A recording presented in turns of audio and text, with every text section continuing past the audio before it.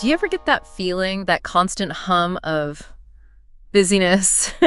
Emails, meetings back to back, phone buzzing, Wow. and then the day ends, you're wiped out, but you look back and think, what did I actually do today? Like, really Well, create. absolutely. It's such a common thing now. You feel productive just because you're, doing stuff, even if it's not really using your best skills Much. or pushing things forward. Just occupied, not really productive in that deep sense. And that feeling is exactly why we wanted to dig into this material today. We're looking at excerpts from a book that really tackles this problem. Yeah, it's all about how to get out of that busy trap and actually thrive, how to produce real value when, let's face it, everything seems designed to distract us. Exactly. So our mission here really is to pull out the key ideas from the book. We've got a really interesting story, some practical steps, and a way to figure out the difference between just being busy and doing truly valuable work. Let's get into it. Okay, so one of the first things in here that just, grabbed me was this story. A guy named Jason Ben.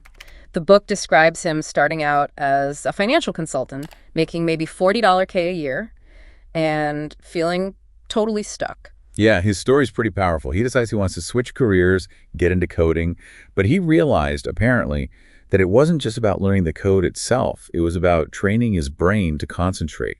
Yeah. Deeply. And the way he trained, it sounds intense. The book says he literally locked himself in a room for 2 months. Right. No electronics at all, just textbooks and note cards. Wow. For 2 whole months. Yeah. Clocking like 5+ hours a day, completely disconnected, just learning. Read 18 books, apparently. That level of focus, just almost hard to imagine today. But it clearly worked for him. Totally. The book explains how that intense preparation, that honed focus, let him just crush this really tough coding bootcamp. Yeah, I saw that quote. A PhD student called it the hardest thing I've ever done. And Ben, top of his class. Because he'd built the skill of deep concentration.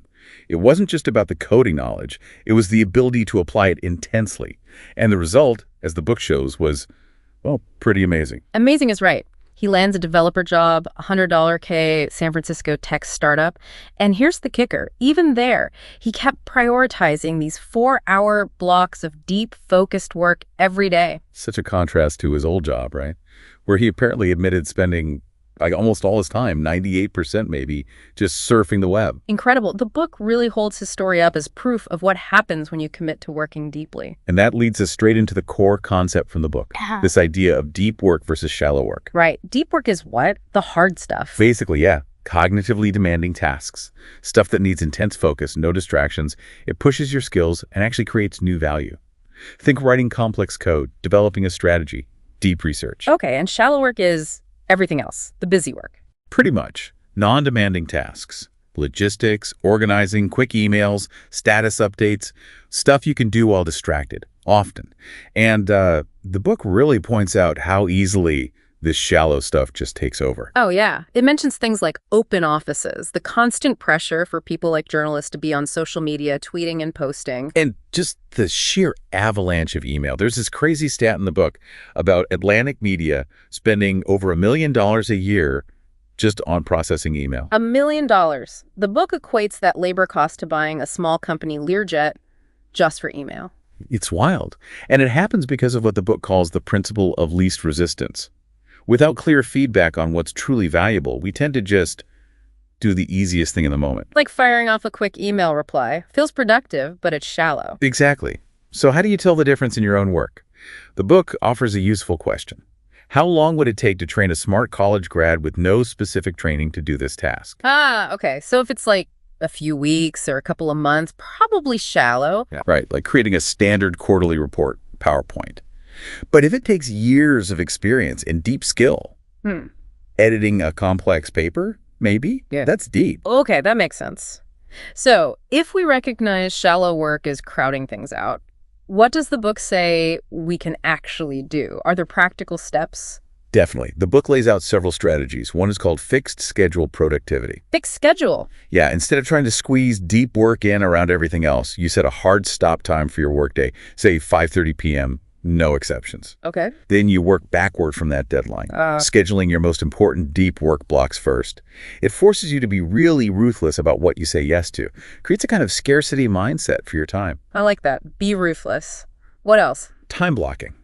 This is where you decide in advance what you're going to do with every minute or at least every block of your workday. Sounds rigid. Well, the book argues it's not about perfect appearance, but about intention, making a plan for your time instead of just reacting. Okay, intentionality. Got it. And there was one more key thing. Shutdown rituals. Yes, this is crucial. A strict routine to end your workday. Go through every incomplete task or project. Make sure each one has a plan you trust or it's captured somewhere safe, like a task list, to be dealt with later. So you're not just closing the laptop, you're consciously closing the mental loops. Exactly. The book says you should even end with a set phrase like shutdown complete. It sounds a bit formal, maybe, but the point is to signal to your brain that work is done. And why is that so important? It prevents what the book calls attention residue. That's when unfinished work tasks keep buzzing around in your head during your downtime. It drains your mental energy, the focus you need for deep work the next day. A proper shutdown lets your unconscious mind work on problems and recharges you. Okay, so these aren't just like theoretical ideas. These are actual techniques people can try. Fixed schedule, time blocking, shutdown ritual. Absolutely. And they apply no matter what field you're in. The goal isn't to eliminate shallow work entirely. Some is unavoidable, necessary even. It's about consciously limiting it, making sure you carve out protected time for the deep stuff. The stuff that actually builds your skills and creates real value. Right. It's about treating your ability to concentrate intensely as a skill that needs training, like building a muscle. You have to work at it. So we've covered quite a bit here, that transformation story, figuring out shallow versus deep work, and some concrete strategies to try. The book makes a strong case that this kind of focused life isn't just more productive. It suggests it's actually a better, more fulfilling way to live and work. It's about mastering your attention. It really makes you think, what could your work life, your professional impact look like if you deliberately made the space to truly go deep?